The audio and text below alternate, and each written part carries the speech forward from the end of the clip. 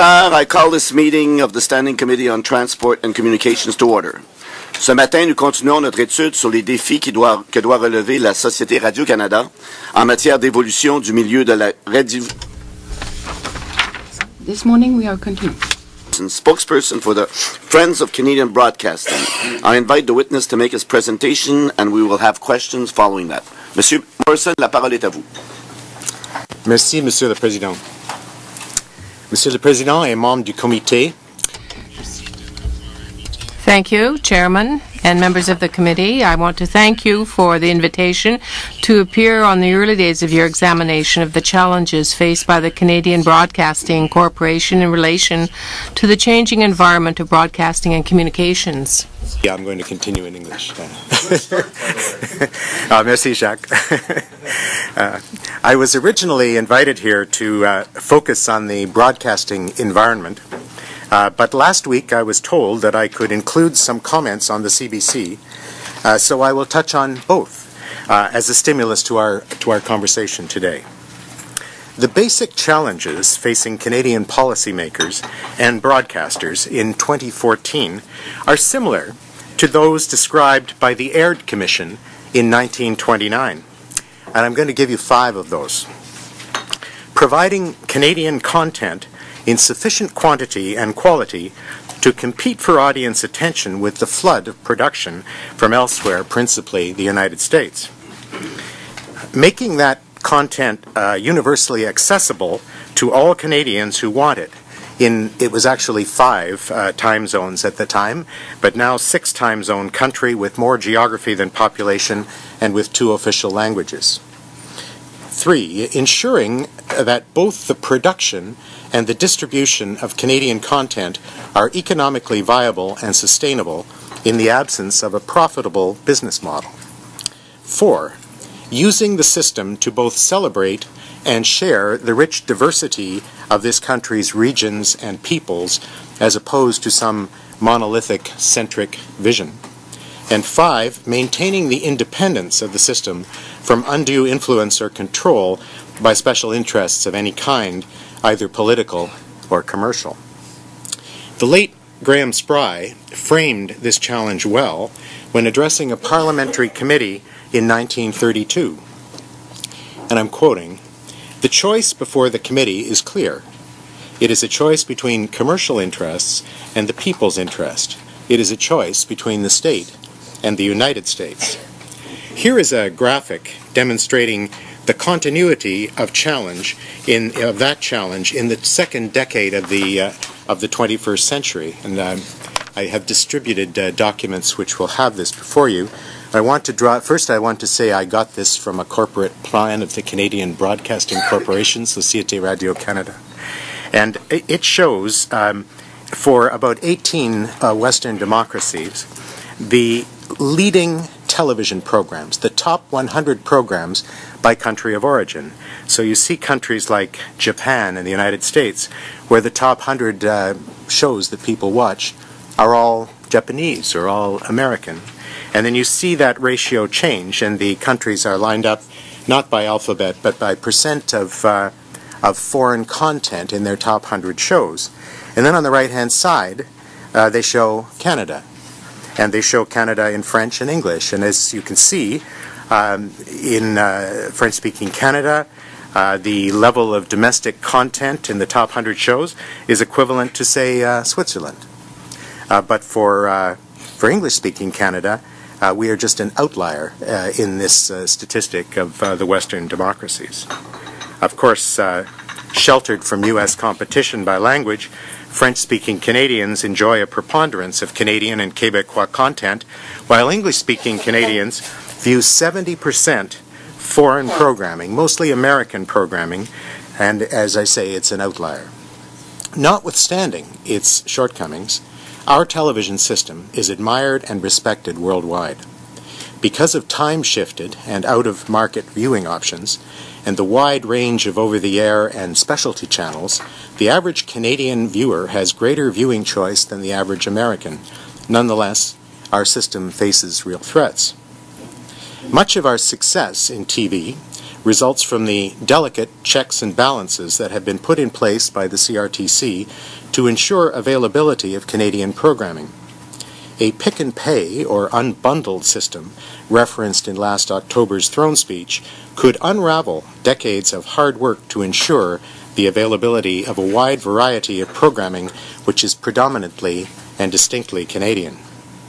Another challenge is the changing pattern of advertising spending, where online spending has risen tenfold in the past decade, propelled by a newfound capacity to monetize human activity, outpacing newspapers and conventional television. It is soon expected to exceed all TV revenues. And in my presentation is a graphic, which I have available only in English, which shows in millions of dollars over the past decade what's happening in this country with online advertising growth. And unregulated services such as Netflix, YouTube, Hulu, and Google TV, among others, are creating unprecedented fragmentation of Canadian tuning. As recently as the autumn of 2012, however, the CRTC insisted that such platforms continue to be complementary to the regulated broadcasting system. One policy option would be to offer priority carriage for Canadian services on the web. Similarly, Canadian radio stations are now competing not only with satellite radio, but also with streaming channels from all over the world. Thus far, they have held up their share of ad revenues, as you can see. But a recently published commercial radio environmental scan concludes that radio ad revenues, and I'm quoting, can be expected to start to decline over the next 5 to 7 years by as much as 15%. Another challenge to the sustainability of our broadcasting system is the immense profitability of the large communications companies for both their broadcast and their non-broadcast services. Last year, the profits before interest and taxes, it's PBIT, exceeded for the first time the revenues of Canada's conventional broadcasters. Just repeat that, the big distributors and communications companies, their profits exceeded for the first time the revenues of Canada's conventional broadcasters. In 2012, for example, Cogeco, Rogers, Shaw, Videotron, and some smaller distributors, their combined operating margin was 44%. Compare this to the 6% margin of the conventional television industry. Why is this a problem? Because more than $2 billion in subscribers' money passed through the distributors' hands into those of their shareholders without contributing to the creation and broadcast of Canadian stories. This market domination, absent price regulation, means that consumers take it in their pocketbooks. We note that the current government, though speaking out in support of the interests of wireless consumers, has remained silent on the interests of cable and satellite consumers. As a segue to your CBC study, I want to offer a few comments on the Rogers recent acquisition of NHL rights for the years 2014 through 26. This is very good news for the National Hockey League and its hard-working players, Senator.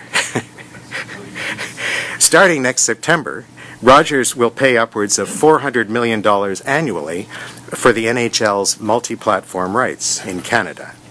In a period of low inflation, $400 million a year constitutes a 500% increase in rights payments since the year 2007. Split amongst 30 teams, that's the way they do it, 77% of that money, $300 million a year, will remain in the United States. By September, Canadians will be paying more than Americans for the NHL's audio and visual images.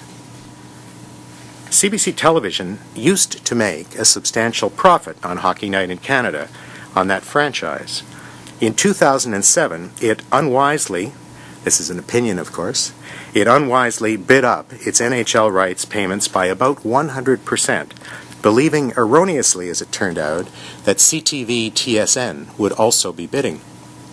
Shortly thereafter, a major worldwide recession suppressed TV ad rates, causing CBC to lose money on its investment. Our research indicates that CBC was able to get back into the black on its NHL investment by 2011, and that it offered approximately $200 million per annum in its unsuccessful bid for the 2014 and going forward rights.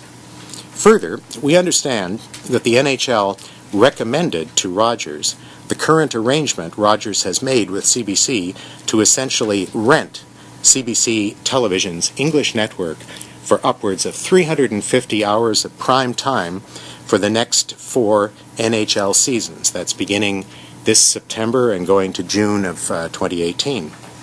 Under this deal, Rogers will have the right to sell ads on CBC Television during NHL hockey broadcasts. Media speculation has it that this arrangement will come to an end in 2018. We are skeptical for 2 reasons. We believe that Rogers has overpaid for the NHL rights, and going forward, its shareholders will insist that it do its very best to monetize this asset. And CBC Television's Canada-wide reach offers an unsurpassed opportunity to sell ads to national advertisers. Second, CBC Television has acquired a very high level of skill in telling hockey's story to Canadians, including high production values, which hockey fans have come to expect. CBC Television has avoided a doomsday scenario for the time being. That doomsday would be losing hockey, NHL hockey, for 350 hours a year in prime time and having to replace that programming at its expense. Friends believes this 4-year period offers CBC English Television an excellent opportunity to do what SRC Television did 12 years ago, to wean itself from excessive dependence on professional hockey programming. The loss of NHL rights will reduce CBC Television's ad revenues by more than $120 million. That's half of its total ad revenue. As its sales costs will not fall proportionately, the net benefit of the remaining advertising will decline to a level where it could contemplate for the first time going non-commercial. We're greatly concerned by the failure of CBC's CEO and senior management to engage in advanced contingency planning for the possible loss of NHL rights. The writing was on the wall. CBC's testimony before the CRTC at last year's license renewal hearings suggests that its head was in the sand on this matter. It appears to remain there today. I mean by that it essentially thought that it had had these rights for 60 years and it wasn't going to lose them.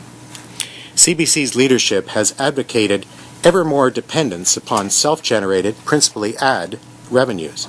The recent failure of the NHL strategy, as well as its recent venture into advertising on Radio 2 and Espace Musique, suggests the need to consider the option of a non-commercial future. Albert Einstein defined insanity as doing the same thing over and over again and expecting a different result. We recommend that the committee explore the possibility that this applies to the CBC, and removing subsidized competition with the private sector can offer a win-win benefit as well. No less an authority than the Prime Minister has advanced this view when he told the Canadian Association of Broadcasters that, and I'm quoting, CBC's English language television has tended to become more commercial, more in direct competition with private television, and more driven to use American programming to attract advertising dollars, an approach which does not appear to be successful. We believe that CBC English language television should become, and will have to become, more distinctive if it is to remain viable and fulfill its role as a unique public broadcaster. Friends agrees with the Prime Minister. Finally, I want to flag 2 issues we believe merit your priority attention during this study. One is to focus on strengthening CBC's local presence in communities across the land. Canadian Media Research Incorporated has established that local news is Canadians' top priority for television. The Broadcasting Act charges CBC with reflecting, and again this is a quote, reflecting Canada and its regions to national and regional audiences while serving the special needs of those regions. We believe that greater attention should be devoted to the local and regional dimension of CBC's statutory responsibilities. And the second issue is to address the independence of CBC's governance in keeping with the necessary arm's-length relationship between a public broadcaster and a government in a democratic country. The sage advice of the 2003 Lincoln Report has yet to be enacted, and I'm quoting, "In the interests of fuller accountability and arm's length from government, nominations to the CBC board should be made by a number of sources, and the CBC president should be hired by and be responsible to the board." J'anticipe avec plaisir notre conversation. I look forward to our conversation this morning and also to a future opportunity to comment on once you have heard from the CBC. Thank you, sir. Thank you. One commentary before we begin. I would like you to know that we don't have a meeting tomorrow night, so tomorrow night's meeting has been cancelled. I will today on one of the things that, do you have a francophone equivalent of Les Amis de Radio-Canada, or other than the PQ caucus, I mean?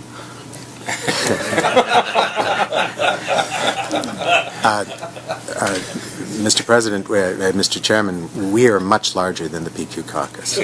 No, but I mean, is there a francophone equivalent, Quebec equivalent? I'll give you a brief answer, and to speak to all senators whose information on our work may be limited. I stuck that kind of thing in the footnotes for brevity, Mr. Chair. But we are primarily an Anglophone, independent watchdog group that is concerned with the quality and quantity of Canadian programming in the audiovisual system. And not only is there no similar organization in the French language in Canada, but there is no similar organization in any of those 18 countries. And I think it may be because of that big red line that you saw on the chart. We do offer services, limited services in the French language to people who are supportive of our cause, but because of the limitations, we have never sought to raise money in the French language. So we are financed almost exclusively by something like 170,000 households on the English side, and we have a relationship with about 30,000 households on the French side. Okay. Thank you for that. I'll ask the clerk to share the Lincoln report with the members of the committee. I think it is a very it's not as up-to-date as what we will be producing, but I think it would be a good opportunity for us to see what was discussed at that Clifford committee. Lincoln used to call it a telephone book. My other comment will be, I don't know if I'm quoting you or quoting some of your supporters, but on the governance of CBC, the board governing both Radio-Canada that has the lines clearly indicated as a totally different in a totally different business than CBC as far as commercialization, penetration of the market. On the television side. On the television side. On the radio side, that's not so.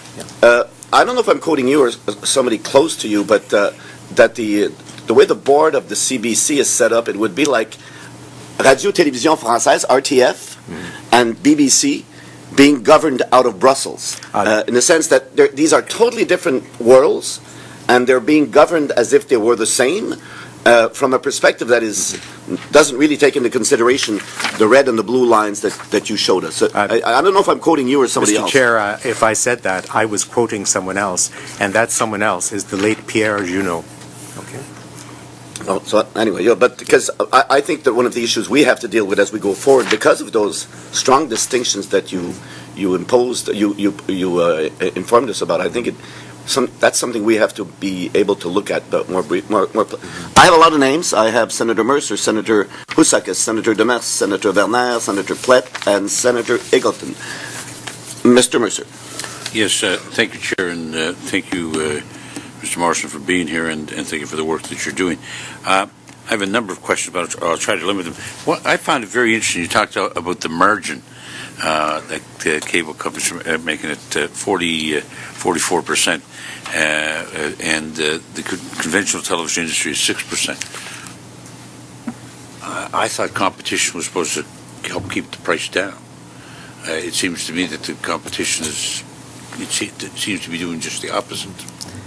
Yes, just to make sure we're talking about the same thing, I just want to tell you that when I use the word margin there, I'm talking about the total revenue of the company, taking away the total expenses, which gives you what they call operating income, and the operating income divided by the total revenue gives you the margin. So it's not talking about things like interest, depreciation, taxes, things of that nature. But it's still a good measure. It's used widely, and it's and if you look in the footnote to that comment, Senator Mercer, you'll see that the activities that are regulated by the CRTC in the broadcasting world, that margin drops to about 20%. Where it is highest is in the unregulated, from a broadcasting point of view, world, which is the internet and wireless. And how could it be? And I guess the issue is, again, this is an opinion, the CRTC made a mistake about 15 years ago when they decided what would constitute, and this is your word, competition. And they decided that when the cable industry has geographic monopolies, at that time there was very little choice to them. They decided that when it was about, if memory serves, 5% of the customers were choosing some other service, then that was competition. And it hasn't worked. And the issue is best illustrated by the cost of basic television. I wrote an article about this on the theme of the proposal to unbundle the television system. In the year 2002, Rogers' basic package, the minimum that you could buy if you wanted to subscribe to Rogers, was $22 a month. This is not taxes, just the key. And last year it was $40. Okay. Excuse me, that was Shaw, 22 to 40. Rogers' minimum went from 23 to 43, and Videotron's from $19 to $37. Okay, now that averages something like an 80% increase in the lowest amount you could spend to still get cable television, at a time when Canadian inflation was just 15%. So they have not been responsive to a market, because a market is often not there. I live in a condo in a city that Senator Eagleton knows well, Toronto. It's against the rules of my condo to put a dish on my the wall outside. If I was on the north side of a multi-story building, in any case, you wouldn't be able to point at a satellite. There are all kinds of things that tend to give an advantage to the territorial monopolies, and in the finality of that, $2 billion is flowing through and not going back into the system, and we're concerned about it. We'd actually recommend that something be done about it, and that would be a return to rate regulation by the CRTC. It always used to do that in the 20th century, and it's no longer happening. If you were a satellite user, and I live in a rural part of Nova Scotia where there's no access to anything else other than satellite, the cost is significantly higher. I think it's $100 plus, depending on what you add on. Which goes to the question where you talk about the unbundled system that was mentioned in the throne speech, and you say it would unravel decades of hard work to ensure the availability of a wide variety of programming, which predominantly is simply Canadian. Would it work that if the government were to proceed with unbundling, that one of the riders to that was you can unbundle, but you must carry certain Canadian channels such as CBC, Radio Canada? I like to think that the government will proceed in a thoughtful way on this topic. After the throne speech, considerable time after the throne speech, the responsible minister asked the CRTC to study the matter, and the CRTC is studying it in the coming months. And I think that means that the government will wait until the CRTC gives an opinion about how to handle a pick-and-pay regime before proceeding. But the responsible way would be to ensure that certain basic services on which Canadians depend, CBC would be one of them, so would the weather, there would be a number of things, that these things should be available as a minimum, and then they might take apart other parts of the system. But it's a very dangerous thing. It's a danger of unraveling. Mr. Chair, would it be economical in time if I gave the clerk a copy of an article I've written in the Vancouver Sun on this topic, and you could just distribute it, and I would shut up? Okay. Well, I'd appreciate two things: shorter questions and shorter answers. Yes. But as much documents that you want to send them through the clerk, and we'll be happy to take them into consideration. I have more questions, but in the second round. Be fair to my colleagues, I'll pass. Okay. Thank you. Senator Housakis, the Deputy Chair of the Committee. Good morning, Mr. Morrison. Thank you for being with us today. A number of questions. I guess the first one being, I'll have a comment. You opened up your presentation outlining, of course, the raison d'être of Radio-Canada CBC and how it came about and what their objectives are. And I think it's clear that nobody has any qualms with their objectives, which is, of course, promoting Canadian content and Canadian culture. And this committee is not looking at the objectives that have been outlined through the years. We're just trying to find out what are the best ways in order to reach those objectives. You also talked about in your presentations that when it comes to broadcasting here in Canada and Canadian culture, it comes down to U.S. versus Canada. And I wonder in 2014, looking at the stats, especially in looking at graphs which you've presented to the committee, which is a very interesting graph, and based on that I formulated a bunch of questions. The question bears to be asked: do you think that Canadian public, especially in English Canada, looking at the ratings of the CBC, are really as preoccupied about Canadian content and Canadian culture as we were maybe 30, 40 years ago? And if they aren't, based on the stats, why do you think that is the case? The other question I have is, and we look at it here clearly in your chart, why is there such a difference between what's going on in Radio-Canada in regards to their viewership and the difference between what's going on with CBC in English Canada?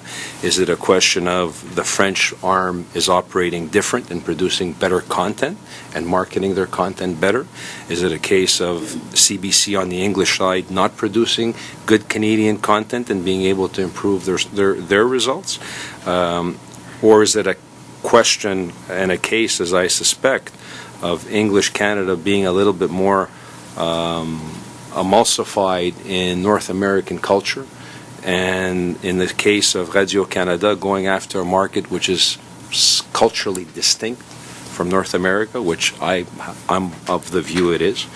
So that's the second question. The third question pertains to your question on your point on governance and bringing up the issue. I'd like you to elaborate. I get the impression that you feel that there's too much interference on the part of government right now in the CBC. Is it that the system in place right now is not as independent and as arm's length as it should be?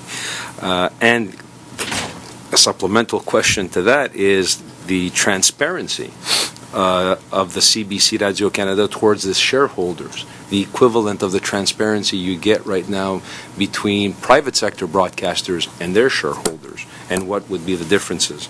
And my last question is in regards to public spending per capita to support public broadcasting.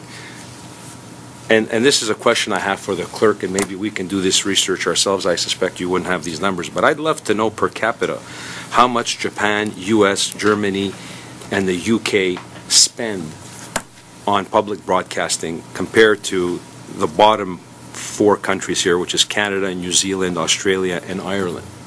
And I would suspect off the top of my head, these 4 countries here at the top range where there's very little foreign content being watched by their citizens, I will bet off the top of my head they're spending probably far less per capita on public broadcasting than the countries like France, Ireland, Australia, New Zealand, and France. A lot of questions here, Mr. Morrison, but...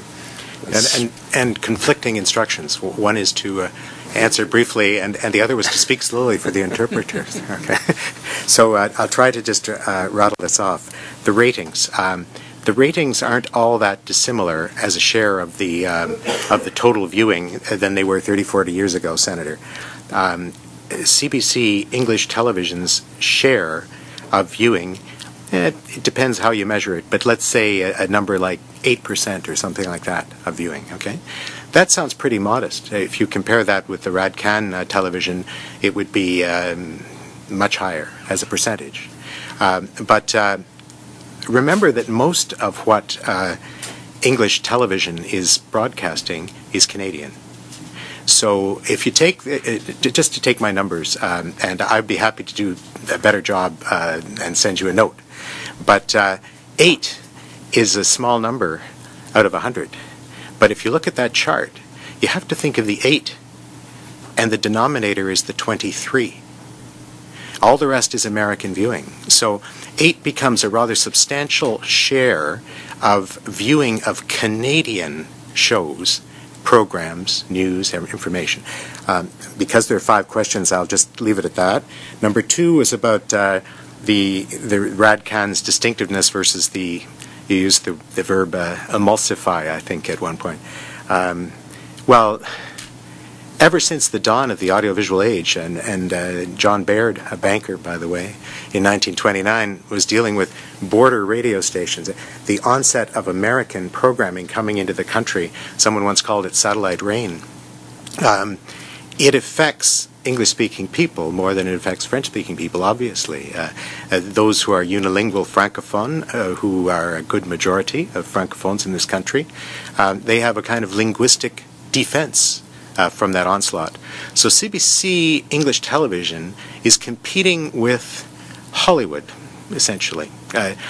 Remember that Hollywood is more important to the U.S. balance of payments than the aerospace industry, okay? I mean, this isn't nothing, you know? So that's kind of an explanation of the difference. The challenge is immense, and how well are they doing? Well, that won't fit within the short answer. The governance, the arm's length, compared with other Western democracies, our government exercises too much control. For example, it is effectively the Prime Minister who appoints the President of the CBC.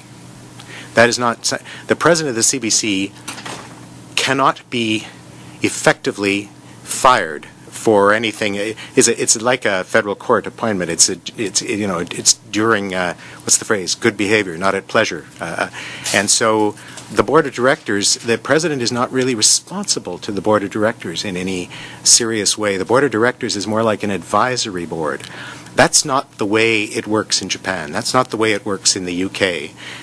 That's not the way it works in most of the countries on that list, Senator. So it is a problem, but it would require a longer answer. Then you raised the transparency to the shareholders. You know, the cup is half full, the cup is half empty. CBC does a lot of good work in transparency. On the other hand, they're quite opaque. If I were to compare the information you could do this. The information you could get about the governance of the BBC on its website, it's a lot better than the CBC. Then you talked about the per capita, and the BBC's revenue, it comes in a different way, but the BBC's revenue is twice per capita that of the CBC. In other words, because Britain is 60-something million, it's about 4 times the size. You mentioned France. I remember the Lincoln Report quite well, Mr. Chair, and I recall in the English version of it, page 178 has a chart. And that chart shows investment in public broadcasting as a percentage of GDP in the OECD countries. And we were 5th from the bottom. Currently, we are about it was $33. With the 10% cut, it's going to be in the range of $30 per Canadian per annum right now. Switzerland is at the top, but Germany is close to the top. Japan is close to the top. Australia is well above us. I think Portugal, Greece, the United States, and New Zealand perhaps are beneath us amongst the OECD countries. Thank you, Deputy Chair. As usual, I'm a little bit more generous at the beginning with questioners from both sides, but I'd ask everybody to be a little bit shorter on their questions. As of now, I have Senator Demers, Werner, Plett, Eggleton, and McGuinness. Senator Demers. Merci beaucoup. Thank you very much, Chairman. Keep it short. We'll keep it short. In your opinion, sir, on the CBC Radio-Canada, is it at a disadvantage in this emerging multi-platform in the world? No. I think CBC is reacting rather well to this. Is as with Senator Husaka's, the cup is half full, half empty. I would say no. CBC is doing a rather good job of adapting to the digital world, and I do not see constraints other than resource constraints that are holding it back. Short answer, right? No, that's good. That's good. Thank you so much. One thing you said, sir, in your presentation is about the lack, if you want, of vision regarding CBC English for Hockey Night in Canada. And I certainly have nothing against them because I did work for Hockey Night in Canada for many years. But this was a more surprise. They weren't prepared for this. I know there's, in football, there's $1 billion, but if you look at the money that has been invested for, I believe, 12 years, and now they invested with the Senators, TSN and RDS, how can you have people running a big enterprise like that if Hockey Night in Canada would ever lose, it's 4 years come very quick, how could Hockey Night in Canada loses CBC hockey, it will be a major problem. They're going to have a hard time recovering from that. I'd just like to have your opinion on that, sir. Yeah. Okay. Merci, Monsieur le Président. If you check in my presentation, the footnote that introduces the graphic, I credited these graphics to the CBC, right? You will see a reference to, and it's of course available in English and French, the CBC Radio-Canada Corporate Plan 2013 up to 2018. That has a date on it of August 2013, that plan. I have a copy with me here this morning, and I have to tell you, I read that with great interest because this was produced in August. They lost the rights in November. They did list in here in just a little way that what are the kind of threats that they're facing going forward, and it got about the same level of attention as the fact that it's hard to sell ads on Espace Musique. Okay, so and also another footnote in here takes you to the presentation that I made on the behalf of the Friends to the CRTC in November of 2012.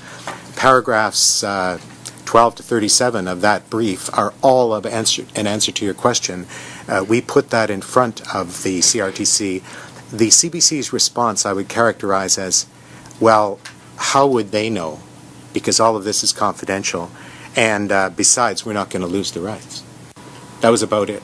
And that, by the way, is in a transcript. So I think you're spot on. I was accusing them of putting their head in the sand on this issue. And from the sources I have, I don't think they've yet figured out what they're going to do. Now, it's not, they had a lifeline, what has been handed to them. It sounds bad. They have to, Rogers gets to sell ads on CBC, but CBC is no longer required to pay money to New York. And in any case, it was just about a wash going in. So when they rent it for nothing, and they get 350 hours of programming, they have a defense against the downside risk of another big recession or something like that. But they didn't do as good a job of planning as they should be doing on something so fundamental. Thank you very much, Mr. Morrison. Merci, Monsieur le Président. Monsieur Senator Werner. Thank you, Senator Werner. Good morning. Good morning, sir. I will be speaking French to you, and I must apologize for being a few minutes late this morning. I want to have some information, first of all, on your sources of funding. I saw on your website that you have 100,000. You say that you have some 160,000. Do these supporters come from major urban centers? Are you able to give us any type of figures as to how many, in terms of percentages, per region are from major urban centers? Are there any who come from Quebec? That's my first question. Because you have, in answer to the chairman of the committee, you have already said that essentially your organization is an English-Canadian organization. Yes, that is quite true, but the main problem with respect to the figures that I produced this morning is that they come from the English side, and our organization reflects the priorities of these problems. Language instead. Where does the money come from? Last year we raised about $3 million. By the way, I could table it, but it's on the website. The audited financial statements are up for the world to see. Where did that money come from? We refuse to accept contributions from governments or from any corporations that have licenses from the CRTC. Other corporations do not seem all that interested in supporting us. So the money is coming entirely from Canadians. Some of it is in, the modest number of thousands of dollars. But in the last year, the cash came, on average, from about 70 or 80,000 gifts, averaging something in the range of $40 or $50. So it's a broad reach organization. You asked from what parts of Canada does it come? Everywhere. But as a proportion, 1 in every 320 households in British Columbia support us. 1 in every 2,000 households in Newfoundland support us. Every other province is in between. About maybe 10% of our money would come from Quebec, and it's a little hard to know if someone's name is Dawson, is he a francophone and anglophone? We don't have any kind of basic information, but I would say about half of it is coming from people whose first language is English in Quebec, and the other half would be people whose first language is French. Is that a good enough answer? Oui, en fait, le contexte de cette question. Yes, the context of this question comes from the fact that, but I forgot something. This is obvious again, but just may not be to everyone. We are not a charity. We are non-partisan by policy, but we engage in what the courts have interpreted to be political activities in the sense of seeking to influence public policy, public opinion, and the decisions of government. So we are not a charity. So all of that $3 million is given in after-tax dollars. It would be the equivalent of a federal political party raising $12 million in terms of the real investment of the Canadians behind it. Okay? En fait, ce que je vous explique. What I was explaining was the context of my question arises from a question on CBC Radio-Canada and its capacity. I'm from Quebec, of course, where we most often speak about the Montrealization of the organization in 2013. You asked Nanos to carry out a survey for you. And that survey indicated that less than 25% of Canadians appreciated the coverage of the public broadcaster. Is that still the case? Probably yes, but I would like to hear your comments on this. So as someone from Quebec, I would like to ask you this. Did that survey contain any data that was valid for Quebec? Yes. Web, but I'd be very happy to table something if you wish. Since the early 1990s, we have used public opinion surveys as a way of finding out the views of Canadians. I mean, I'm standing before you, sitting before you, saying something. Who do I speak for? Well, there's a steering committee. It's like a board of directors. And then there's a couple of 100,000 families. But what do Canadians think? And that's where people like Nanos come in. And so the one you have referenced is, in fact, all of our research is on the website. And some of the best questions, though, it would be questions that we have asked as tracking questions over the years. For example, suppose there was to be a vote in the House of Commons about funding for the CBC. Would you advise your member of Parliament to, and they rotate the choices, to decrease the money, to maintain the money, or to increase the money? And we have data on that for 20 years. And the most recent data show that about 10% of Canadians would reduce the money, and about 40% of Canadians would maintain the money, and about 50% of Canadians would increase the money. So we know that CBC is a very popular institution with Canadians. They don't care about it as intensely as they would their local hospital, you know, but public broadcasting has widespread support, and Nanos is just one of several firms that we have used to demonstrate that. If you thought it useful, we might cooperate with you to, as part of your exercise, to do another Nanos poll, to know in 2014 what people are thinking, and to perhaps I might come back someday with Nick Nanos sitting beside me, and we could talk about public opinion and public broadcasting.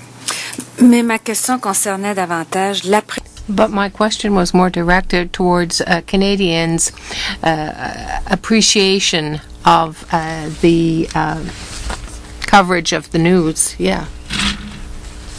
Thank you.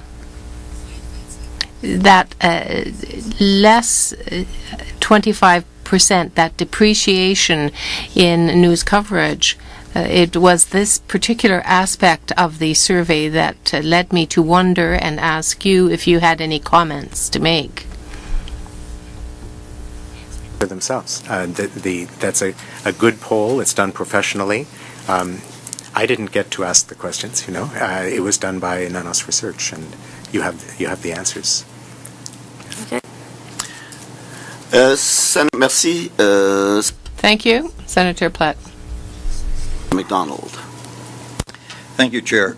Senator Bernier already asked one of the leading questions I had, and you answered it, about the demographics and where you get your support from. So I won't prolong that one.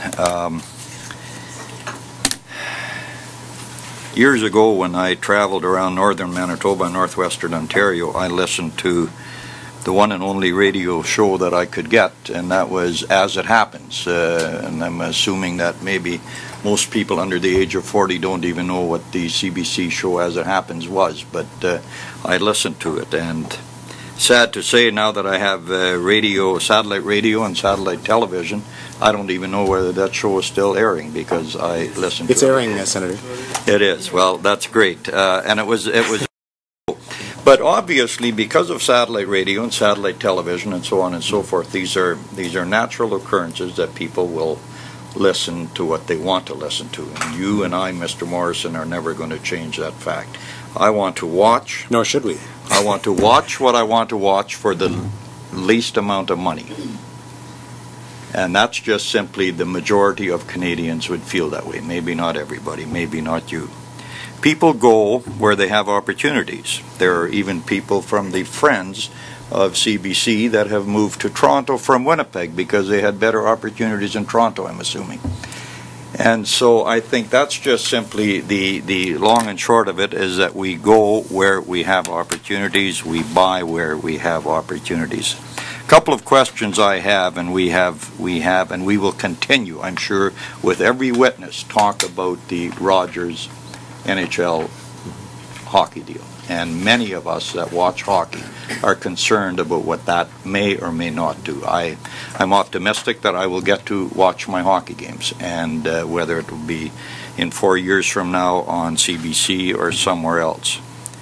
The Ottawa Senators, I heard, and sorry, Chair, I will try to keep my preamble down here to just another minute or so, and maybe the clerk can check on this figure, and maybe you have the answer, Mr. Morrison, but I heard that the Ottawa Senators had signed a deal with Bell where they outbid Rogers on a deal, and it went up from about $7 million a year that Rogers was paying the Ottawa Senators to a 10-year deal worth $400 million. That is almost as ridiculous as what the Rogers CBC negotiations were, except Rogers was on the short end of this stick. So a few questions. Number one, what should the NHL, in your opinion, have done? It's simply about money for them, the best deal that they can get. What should they have done? And then a few other questions just simply on the CBC itself. You state on your website, I believe you say you have posted a petition asking the government to increase funding. So a few questions. How much funding should the government give CBC? I'm not sure that I support giving them funding, and how much should they give them? You have a few times mentioned about the appointment process and that the President is indeed appointed by the Prime Minister. So my question is, who do you think should appoint the President if it should not be an order-in-council appointment? They are being subsidized to the tune of $1 billion by Canadian taxpayers. And so I guess I'll leave it at that. Those three questions. What should the NHL have done? Where do you think they should have gone? And how much money should the taxpayers give CBC? All right. In your preamble, you referred to a group that does not exist. You referred to the Friends of the CBC. Friends of Canadian Broadcasting. I apologize. Maybe you should create that group, Senator. I apologize. But Friends of Canadian, but just for the record, it has to go to the footnote that I did not read out loud. Friends of Canadian Broadcasting, we're an independent watchdog, and we are not affiliated with any broadcaster or with any political party. So just for the record. Okay? I think you have made that perfectly clear, and I also acknowledge that. Okay. So now the question about the other Ottawa Senators, that is the hockey club. Eh? Yeah, most NHL teams retain the rights to certain of their games that are not going to be broadcast beyond their immediate area. For example, Réseau des Sports has a relationship with Les Canadiens right now for, I don't have in my head how many games, but 60 games, okay? Yeah, so what you're talking about for the Senators is equivalent for the Senators. There would be certain games that are not picked up nationally, and in this case, it sounds like TSN has them, and over 10 years, it's $400 million. Whether that's a good deal or not, I just don't know. The question of what should the NHL do? The NHL should do what the NHL did. I compliment the commissioner of the NHL for negotiating with all of these Canadians. In my testimony here, there's a footnote where you'll find that Yvonne Fitzon, the former president of CTV, wrote a short letter to Maclean's magazine some years ago to saying the CBC wasn't bidding against us. We didn't bid. Mr. Stursberg, that was the vice president who was doing it at the time, was bidding against himself. Now, the NHL is very clever at getting broadcasters to do that, and that's, you know, it's the money goes to the owners and the money goes to the players, and that's their job. As I said, I congratulate the NHL. It's a private multinational effectively mostly American organization. 77% of the teams play in the United States. Then the question of CBC funding. What the petition that you referred to probably references this, but the House of Commons Standing Committee on Canadian Heritage in about 2007, about 5, 6, 7 years ago, I'd have to check my facts, passed a motion. They did a study and they passed a motion. Gary Schellenberger was the chair at the time, and they recommended that that CBC's annual stipend from Parliament should be raised to at least half the average that is given to public broadcasters in the Western democracies, the OECD countries. And as I recall, that would have involved increasing the CBC's budget over a 4-year period, because it would be eased in by something like $100 million a year, which would be something like an 8% increase, in order to get it to at least half. That was what and at that time there was a minority government, and so that was the view of the Bloc, and the NDP and the Liberals. The Conservative, then minority on the committee, did not agree with that recommendation.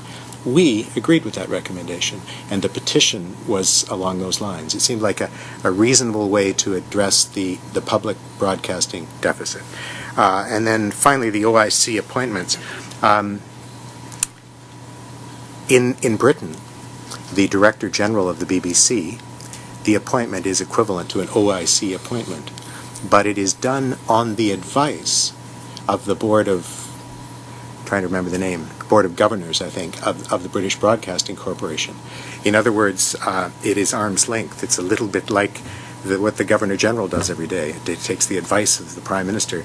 That it would be an appointment process that would be arm's length from political patronage, and would ensure that the best and the brightest people were on the board and were the CEOs, the PDG of the organization. That is what the Lincoln Committee recommended on page 567 that I quoted in my presentation today, and that is the process we would support. I remember that Mr. Lincoln once said it would be something akin to the way people were nominated to the Order of Canada. So that is not a political thing. Politicians don't interfere with that. There's a way of finding the best and the brightest to get them on what is by far the governance of by far the most important cultural organization in the country.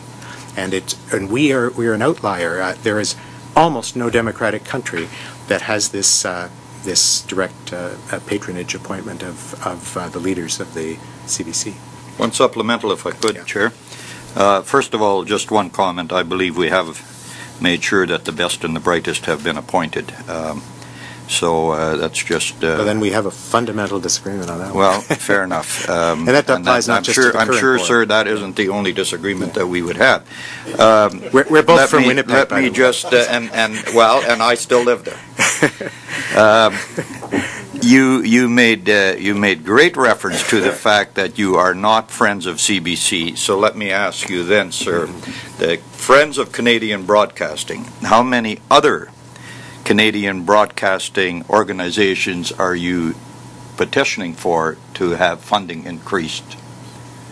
Well, it's important to understand that the Canadian taxpayers support a lot of broadcasters. They support the CBC through a parliamentary grant, but they support other television broadcasters by subsidizing their costs of production, by making it very costly for people to advertise on border stations, by simultaneous substitution. There's a whole lot of ways that Parliament has decided to support broadcasting. But the fundamental thing to remember, and this is not a Canadian comment, this is a comment from the democratic world, and that is that private broadcasters use programs as a means to deliver audiences to advertisers. That's the business model. Okay? Throughout the democratic world, public broadcasters are their goal is to deliver programming to citizens. Hence the Senator Husaka's question. I said 8% doesn't sound like much, but if the denominator is 23, it's getting up into the 30-40% of all the Canadian programming out there. So it makes sense that something like that, ever since Prime Minister R.B. Bennett created the Canadian Radio Broadcasting Commission in 1932, they took the advice of the late Graham Spry, as I quoted him. It's the state or the United States. And we have, you may say that 23 is not a very good number, but it's been a struggle to keep it as high as 23% in Anglophone Canada over the years. I'm assuming the answer then to my question was 0. Thanks. Senator Eggleton, Senator McGuinness, Senator MacDonald. Well, Mr. Morrison, thank you very much for bringing your knowledge and your very succinct presentation to us today, and thank you for the work you do and that the Friends of Canadian Broadcasting are doing to try to keep Canadian stories alive and in a very difficult environment in terms of the big marketing of the American entertainment industry in our country. I have 3 question areas. I'll take them separately for your answer purposes. First of all, you've said that with the loss of the NHL rights, and assuming that, well, I guess the CBC will lose its advertising revenue from that, which you estimated to be could be about half of their total advertising revenue, and you think that this now presents an opportunity for them to go non-commercial, which I suppose private broadcasters would find quite suitable because they wouldn't be competing with them on that basis.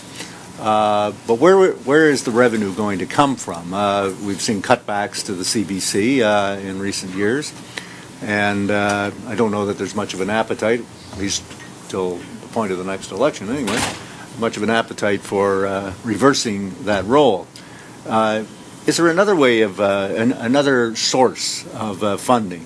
The UK does something a little bit differently. I don't know what the other countries do, but is there some other source of funding that could help to keep the support for the CBC to continue to provide the considerable amount of Canadian stories and broadcasting that it does? Well, this thanks, Senator, and thanks for your comments. We always appreciate praise as well as criticism. But on the loss of the NHL and the opportunity to go non-commercial, where could money come from?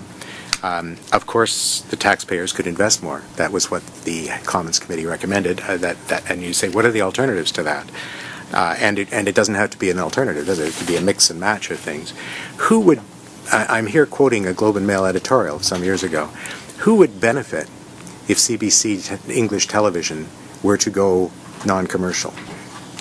The private broadcasters. You hinted at that in your answer. Who would not like them to go non-commercial? The advertising industry. They want to. The English television network is an unsurpassed way for General Motors to acquaint people with the benefits of their cars, or Molson, or etc. So there's going to be a tussle going on, and the lobby of the advertisers will be to maintain the status quo. But the very best property to advertise on the CBC has now gone to Rogers, and that is hockey. That is the gold standard of the advertising. However, the private broadcasters who would benefit from CBC not competing could contribute something for that benefit to happen. There could be a grand bargain, and those discussions have happened in the past. I've been informed about them.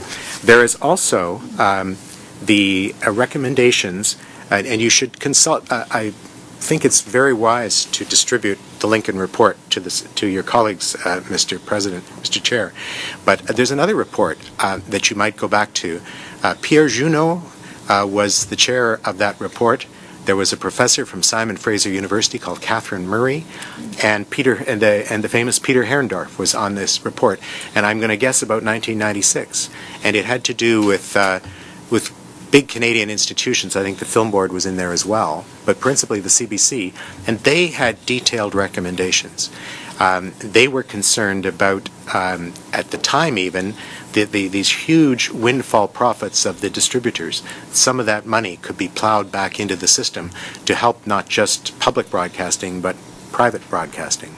So if you think about it for a minute, if you and I are paying money to Videotron or to Rogers, and the margins are so high, and effectively they are a kind of unregulated monopoly for many users, it would be quite possible to redirect some of those resources back into programming, which would be not just CBC programming, but would be the public at large. Well, that leads me to the second question, because you're talking about the private industry. We do have, you talked about Netflix, YouTube, Google, etc.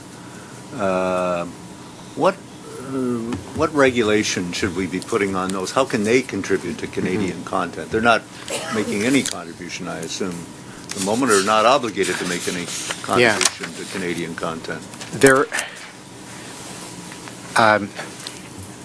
All of them are big international concerns. So anything that would regulate them would have to be international.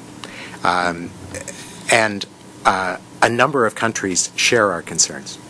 I know that Australia does, Ireland does, France does. There are a number of countries. So it could be that on an international basis, some form of regulation could be put in place that would take a modest amount of the resources of a company like Netflix and contribute it to the equivalence in each country of the Canadian Television Fund, which is the Canadian Television Fund is at the wholesale level, the engine that generates fiction programming in Canada.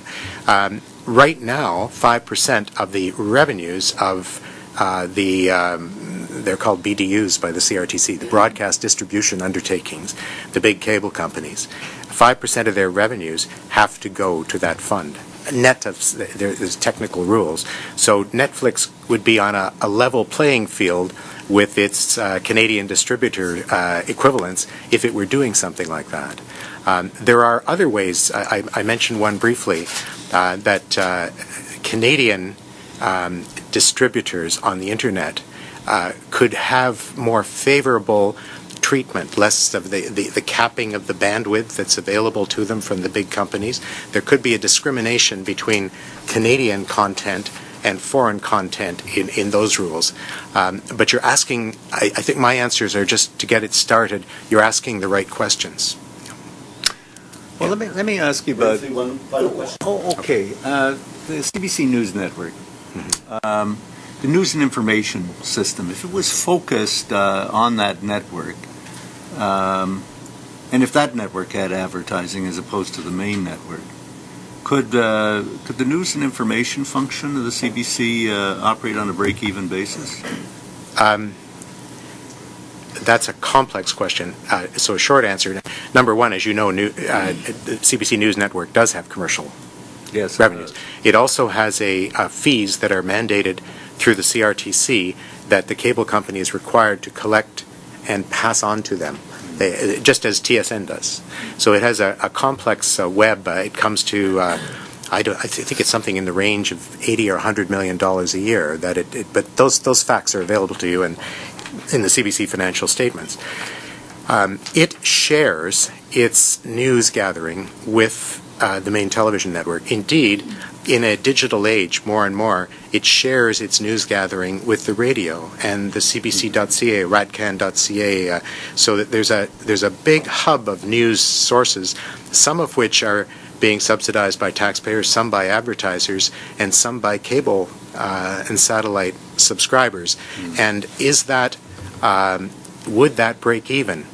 That's a really good question for the management of the CBC, because if you do, as I'm sure other people find better things to do for a living, I read the annual reports of the Canadian Broadcasting Corporation, as I do Rogers and I can tell you that they're not consistent over the years, They're opaque. They often mix television and radio together, and it's very, if you compared it to the BBC, where there is much more financial transparency on its website, it would be very interesting to know. My guess would be that the news and information services are close to a break-even, that the expensive thing that is so difficult to finance in Canada is the entertainment fiction programming, which costs $1 million an hour and is competing with stuff from Hollywood that costs $10 million US an hour.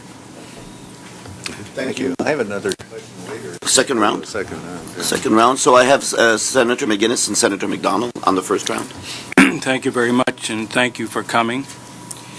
Yesterday I Googled Friends Canadian Broadcasting, and I was expecting to see an attack dog come this morning, because the articles that I read, I thought that this group is vicious. And then I meet you this morning for the very first time, and I don't mean this to be patronizing. You're a very nice guy. I like you too, Senator. No, you really are. You've got to do something about this when people will get entirely the wrong impression. Anyway, look, normally when you have friends of something, for example, my Nova Scotia colleagues will know that when there were problems with the public gardens in Halifax, they formed the Friends of the Public Gardens, and on the eastern shore, the Taylorhead Beach Park and all that, problems with government not doing things, they formed the Friends. You were formed in 1985, I understand. You've been around since then, and so presumably there were problems, and I'm wondering if the problems are consistent throughout and when you may be able to retire.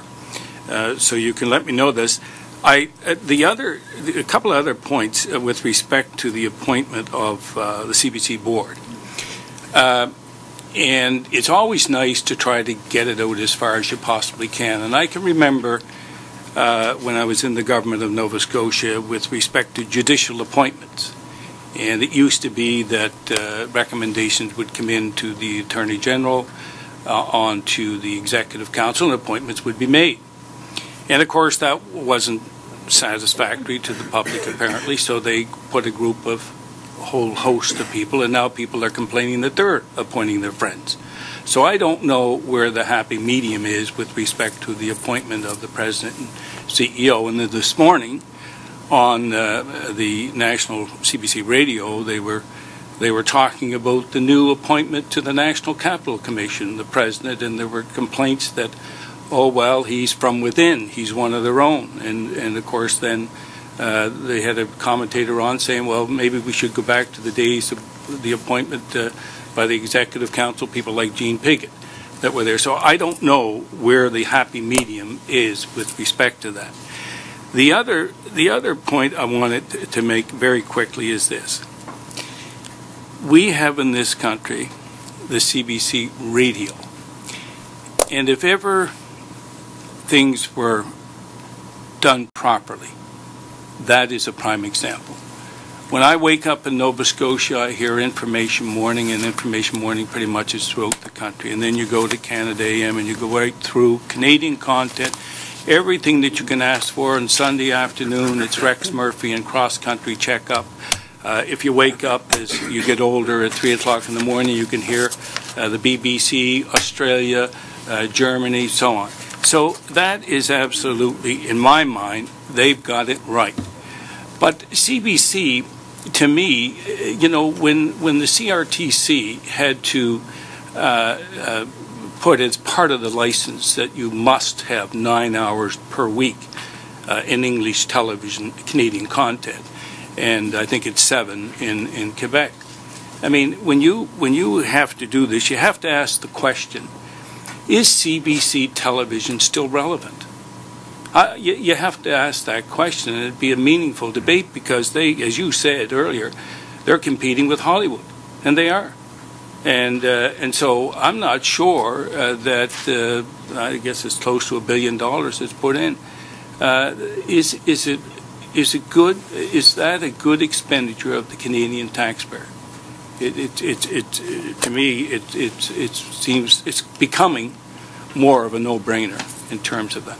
So if I could get your comments. Thanks. You talked about an attack dog. I remember a story once in the Toronto Star, early in the existence of this group, and the lead sentence is always quite important in a good story.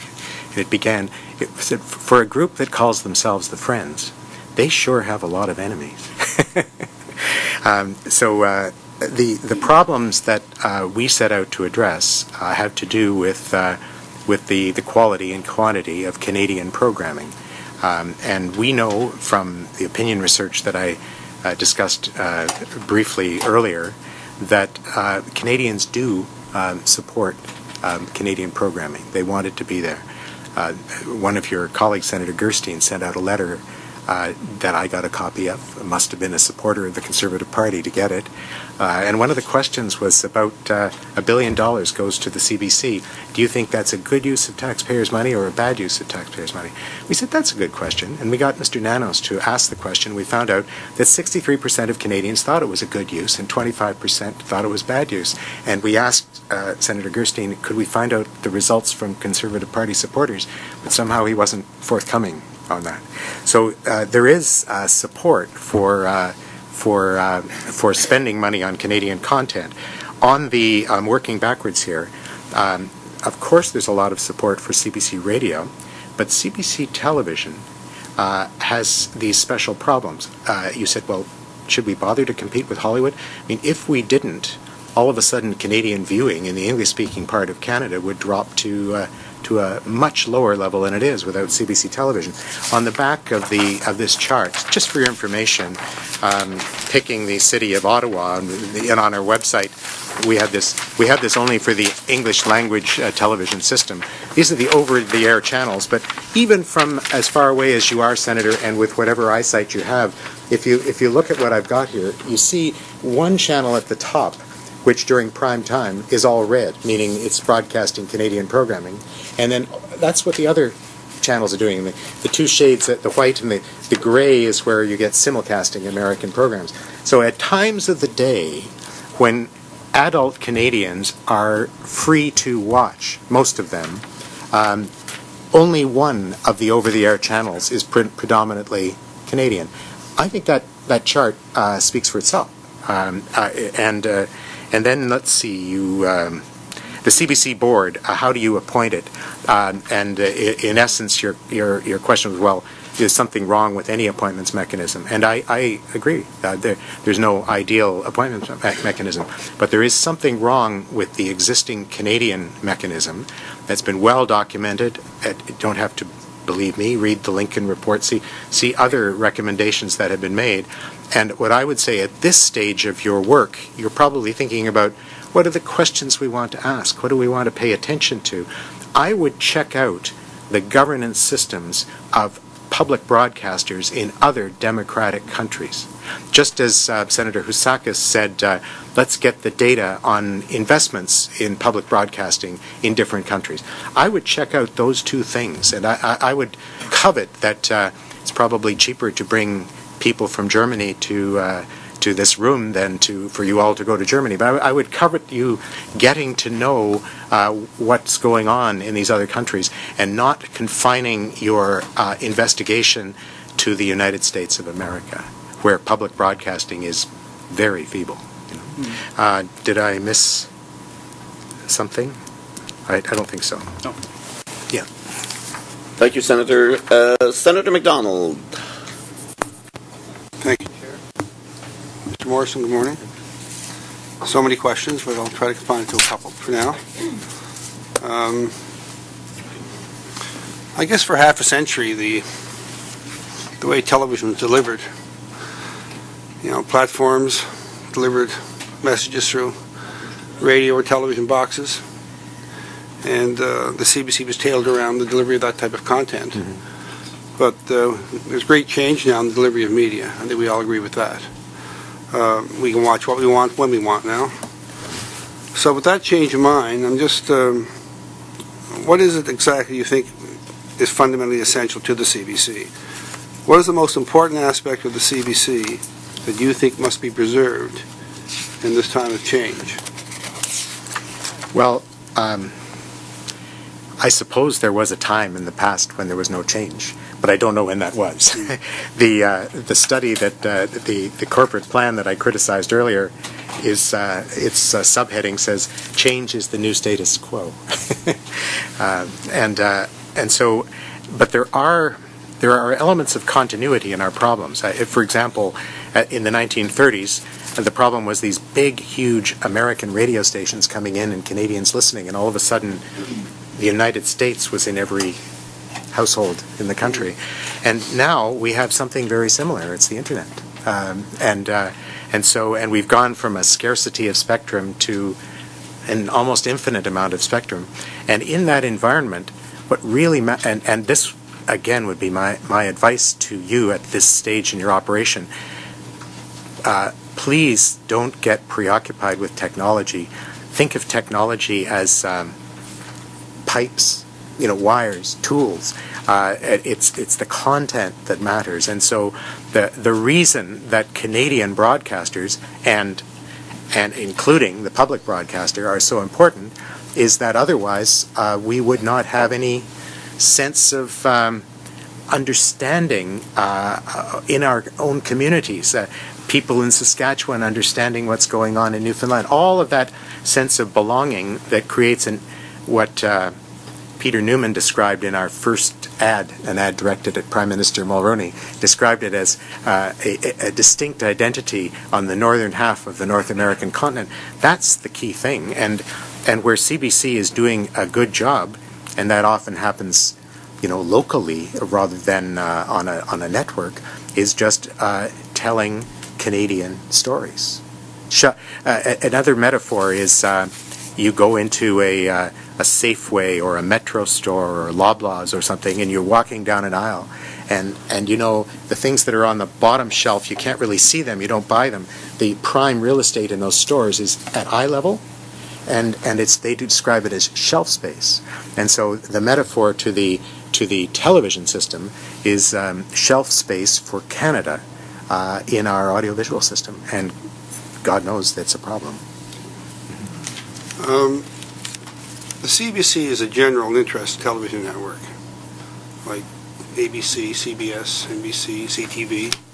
Yeah, maybe, I'm sorry, I should wait to the end, but if you'll accept the informality, with the possible exception of hockey, Yeah. I mean, children's programming and hockey are not treated the same way. No, they're not. Okay, all right.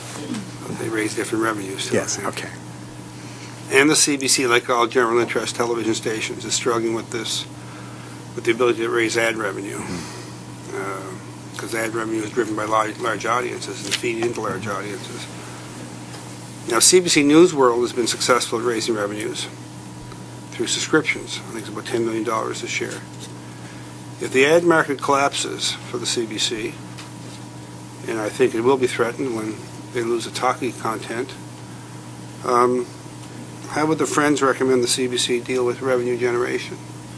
Okay, by the way, your 10 million figure, I'm sure there's a basis for it, but my recollection is that CBC gets something north of 50 cents per subscriber per month, which is equivalent to $6, more than $6 per subscriber per year, and it has something in the range, the English service, something in the range of 10 million subscribers.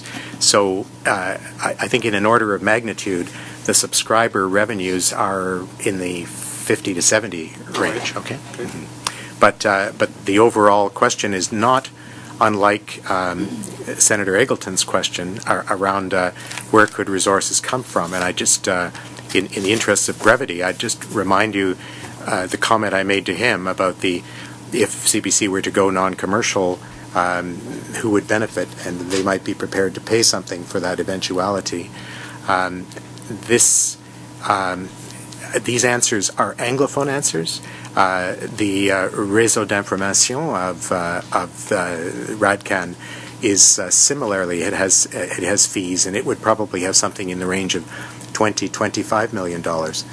It's also supported. It's a must-carry thing in Anglophone markets in order to have French language news available. So if you add the two together, there's probably $100 million there, Senator. But I would just reference the answers I gave Senator Eggleton rather than repeat anything more. Thank you, Senator McDonald. On the supplementary, I have Senator Eggleton who has to rush off. If you permit me, I will let him go first. Senator Usakis, Senator Mercer, and Senator Plett on second round. Senator Eggleton. Quick question. You held up this chart showing in red just how much Canadian content is on the CBC versus the private sector stations. And they Prime time, yeah. in prime time, yeah. But in prime time, of course, you get a lot of the Canadian content on the private services is coming either at the beginning or at the end of that prime time period. News at the beginning, news at the end. The core part of prime time, 8 to 10 p.m., I understand the CBC does 94% Canadian content, but that the others do anything from 18% to 14% to 7% to even 0%. So in terms of that 8 to 10 prime time period, there's very little Canadian content on the other channels in the private sector as opposed to the CBC at 94%. So, do you think the rules should change? Should the CRTC and the government be changing the rules with respect to Canadian content in that prime time period? That's where they're putting on all these American shows. The private broadcasters need the American content in prime time in order to raise enough money to make a profit. And so there's a limit. I mean, you and I could sit back and say, well, they must do more. What if they couldn't make money doing that model? What would they do then? Surrender their license and we would have fewer over-the-air. The over-the-air broadcasters are threatened, so I would be cautious about increasing obligations, more concerned about CRTC used to, but no longer demands certain investments in prime real estate programs, like a good drama series that would be broadcast in prime time. I sure hope that the chair of the CRTC will be sitting in this chair someday and you'll be able to ask those questions of the Commission. But it would appear that CBOT, during this sample period that we tested, which was actually 1 year ago today through to the 24th of March, in a non-Olympic year, by the way, that was 100% Canadian in the period 8 to 10. They could have been much better if they hadn't had Coronation Street and whatever this other. Oh, the CBC News Ottawa is actually not just the blue means that it's not just Canadian, but it's local. Yeah, but Senator, in the overall CRTC regulation going back over a period of time has considered peak viewing periods to be 6 to 12. That's what they call it. That's not the definition in the business of prime time. That's not what somebody in Hollywood would understand. If you 7 to 11 and then 8 to 10 is the middle of it.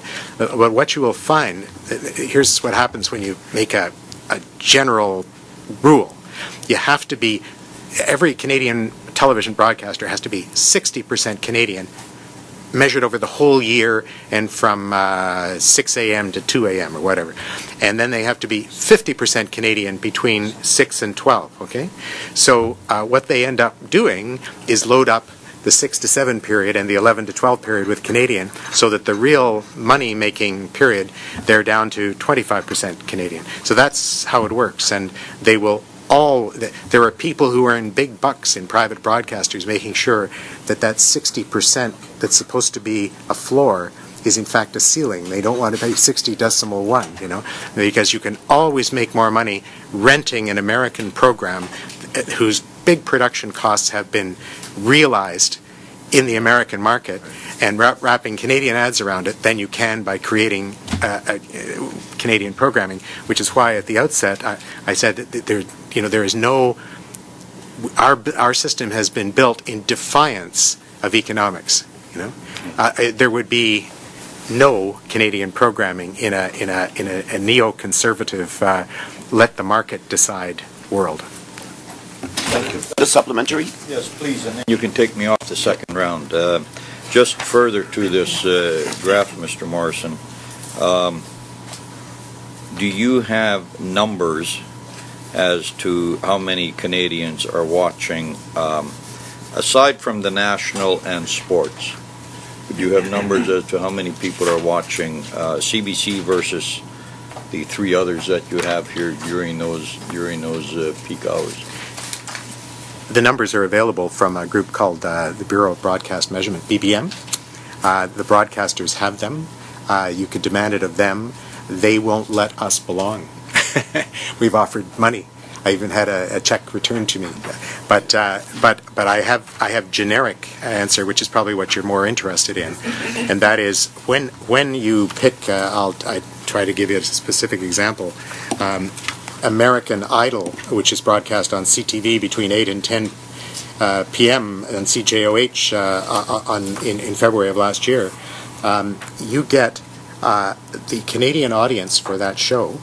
You also get a boost of about 30% because somebody watching, if they're in Toronto, watching it on the Buffalo station, because of simultaneous substitution, gets to see the Canadian feed, including the Canadian ads. So the American numbers are very big. You get 2-3 million people, and that's why the other chart, which talking about the top 100 shows, is so important. I mean, what we call the red chart is just what's available. It's not the audience. Yeah. Thank you. Before giving the final question to Senator Ousakis, I want to tell you that next week we won't have the chair of the CRTC, but we'll have the former chair of the CRTC, L'Honorable Conrad von Fickenstein, will be here. Will be testifying via web on Tuesday morning, and on the 12th, next Wednesday, we have le Centre d'études sur les médias de l'Université Laval with Florence Sauvage, who will be our witnesses at that time. I will also be asking the committee for a resolution next week to ask the Transport Minister to respond to our report on airports and airlines, because since there was prorogation, we will not be getting an answer if we don't pass another motion, and I think that an answer would be appreciated, so I will be asking you to pass a motion. I can ask it as the chair, but I think it would have more punch if it was passed as a resolution of the committee. So, Senator Ousakis, vous avez le dernier mot. You have the floor. I think it's important to underline, so I'm asking the final questions. I get a sense a little bit that there's a debate going back and forth of if Canadians want public broadcasting, if they don't want public broadcasting. You quoted earlier from a poll saying that the vast majority of Canadians believe in the CBC or public broadcast, Canadian public broadcasting. I think we're all in favor of finding a way to make Canadian content and Canadian broadcasting work.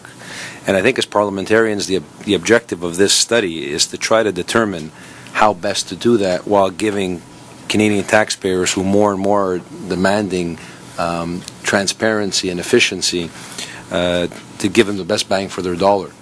I have the utmost respect for Nick Nanos. He's a great pollster, and I appreciate the poll numbers you put out there. I can probably pull out a couple of other polls that are not so favorable to public broadcasting in the CBC and Canadian content. But ultimately, for me as a parliamentarian, I look at ratings and I look at revenue.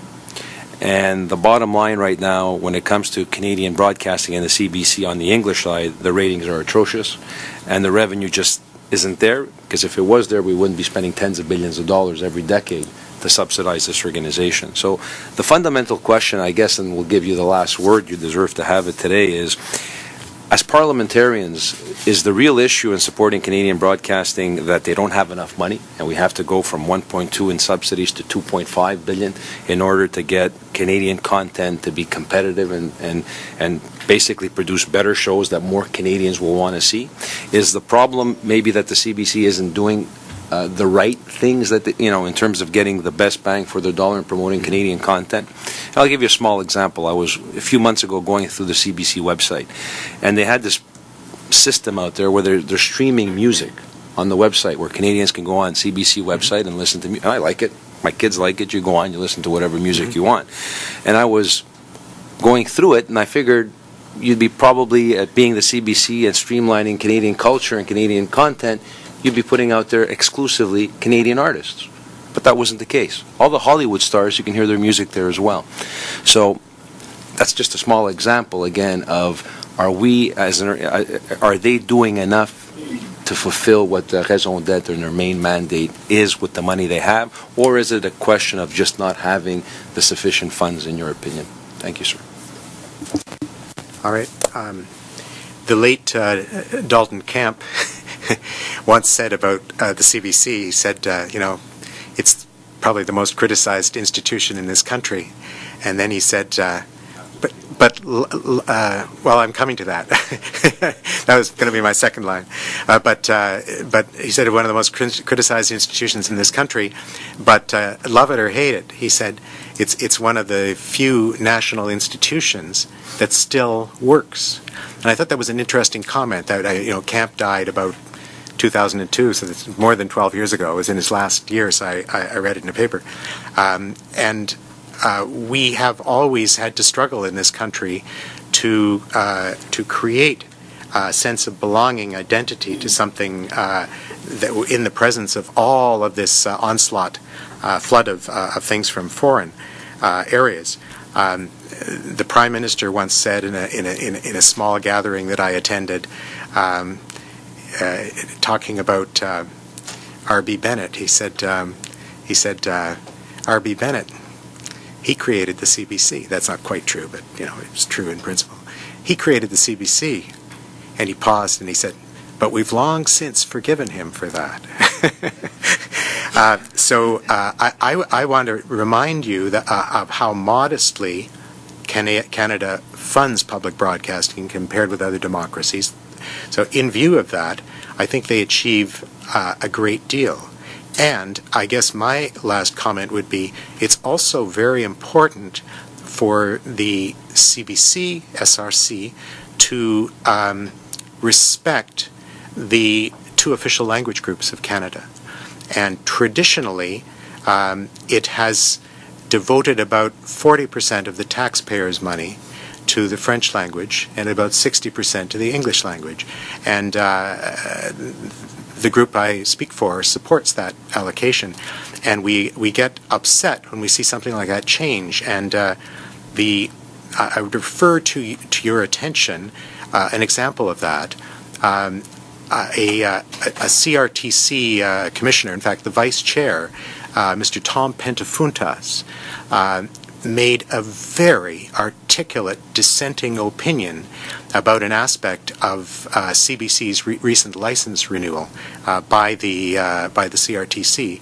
And he pointed out, it was very careful analysis, that the current management of the CBC was essentially wanting, in its proposal for ads on the music service, it was essentially wanting Radio 2, the English one, to be 98% funded by commercial activity while continuing to subsidize the French one. So it's very, very important that these sort of understandings, that CBC is important for holding the country together. It's important that it behave in a way that is fair to the two official language groups, and it just has to do the best it can with the resources available. I know it could do a lot better if it were more professionally managed at the top, and if it had more resources akin to the resources that its counterparts in other Western democratic countries have. On this note, Senator Morrison. On this note, Mr. Morrison, that would be an alternative. Thank you for your presence. I think it was very enlightening. As this has been a long meeting, longer than most of our meetings. So it's appreciated that your comments were well taken by the senators. I want to repeat that tomorrow night we are not meeting, and we'll be meeting next Tuesday morning with the former chair of the CRTC. Merci, and see you next week.